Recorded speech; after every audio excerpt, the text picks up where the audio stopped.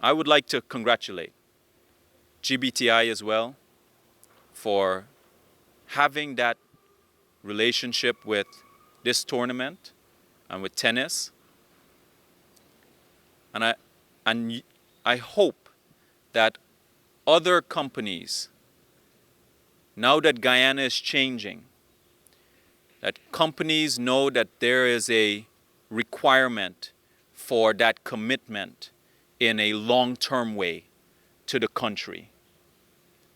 The country is what's providing our existence, our well-being, our opportunities. But it's not a one-way relationship. The relationship requires that reciprocity. What you're going to take, but also what you're going to give. And it doesn't necessarily mean that you have to be from the country in order for you to give.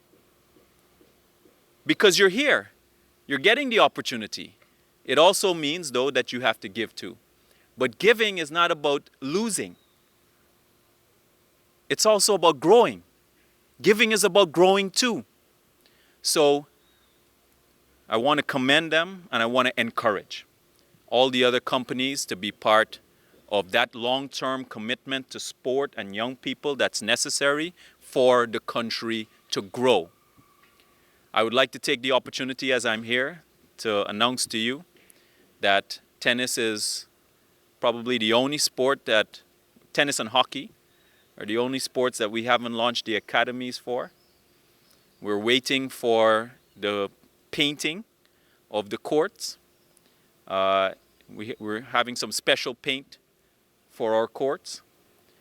And once that's done, and maybe we can try and even start it in advance of that, we'll be able to start the tennis academy for the National Sports Academy.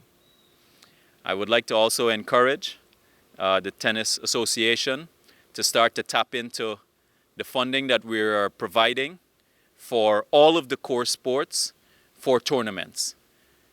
You know, or you may have heard, that for each of the core sports, you will get access to at least $1 million every single year for your tournaments.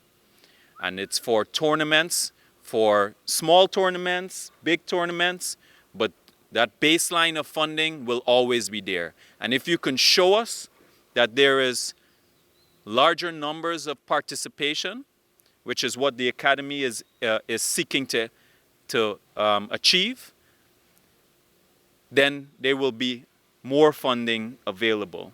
What's important for me is that when we're providing the resources, that the resources are going to be used for the benefit of the people in the largest possible way. That's extremely important for me.